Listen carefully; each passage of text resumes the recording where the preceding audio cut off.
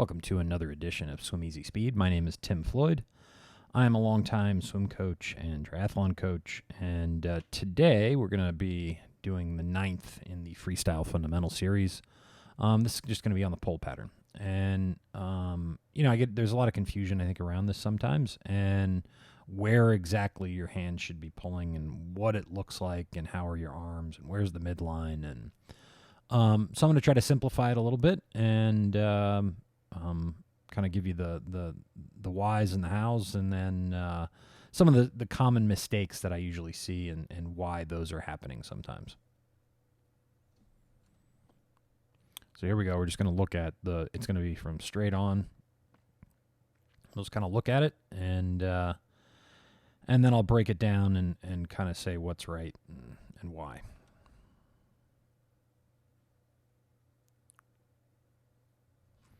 Okay, so the first thing you want to think about is that, just like when you're entering in the top of the stroke and you've got your midline that runs right down the middle of your body, okay? So you don't want to cross over that midline, and you can see I'm kind of coming in here a little bit, but there's the midline of the stroke. And we don't want either hand to cross over that midline on the pull pattern underneath. Okay, so let's see how this one does. Yeah, and I'm moving around a little bit in the water, and that's just because the current is running fairly slow, but that was the only way you get the shot. So that would be the first thing. You don't want either hand to cross over that midline underneath the water. Now, the second thing that you want to think about is this angle right here. So you want this somewhere between about 100 to 110. Let's see if we can get it. Yeah, I'm right at about 110, it looks like.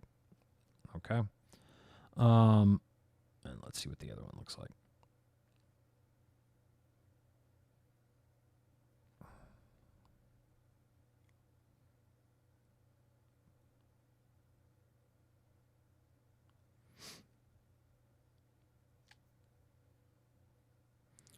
So a little bit wide there, but you'd run it, it's somewhere in here. So it's maybe about 100 and 111, 110, something like that.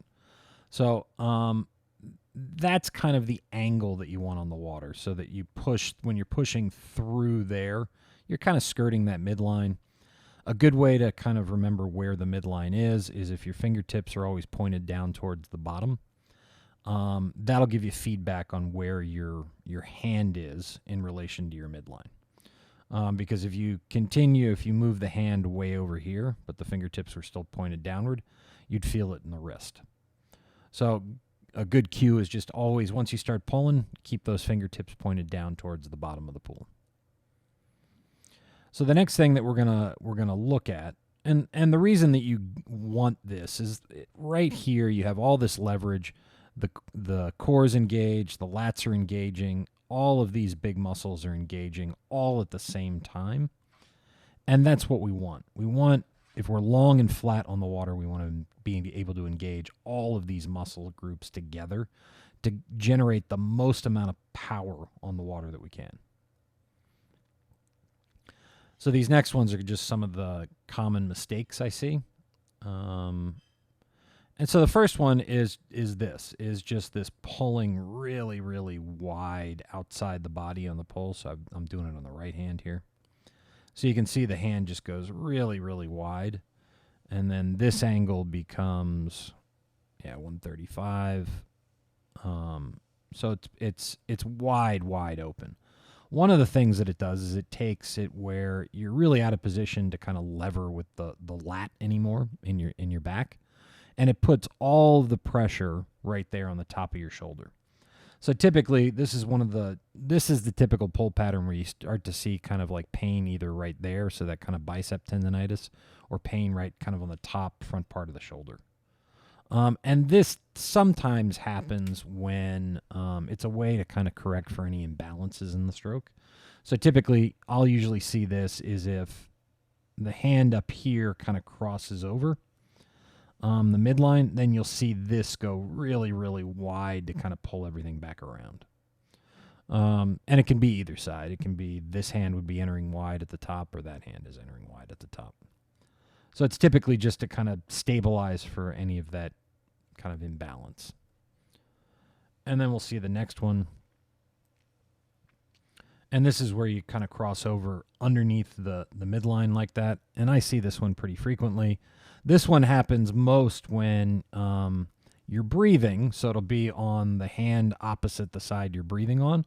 So right here, you get this big wide breath. You're turning, rotating almost 90 degrees onto the side. And then you're not paying attention to grabbing the water with this hand or what it's doing. And so then it just slips way underneath the body. And if we're looking, kind of there's midline. So here you're just giving up a lot of leverage on the water and making your swim stroke a lot less efficient. So those would be kind of the two common mistakes that I see with the pull pattern, and then what the pull pattern usually looks like. So, and there's a bunch of different ways to kind of emphasize that pull pattern to really try and feel it a little bit better. So I'm going to put some drills up in the next few days to cover that. So make sure you check back in. But as always, thanks for tuning in, and please like, share, comment, subscribe down below. Any questions, I'm always happy to answer questions. And we will hopefully see you at the pool.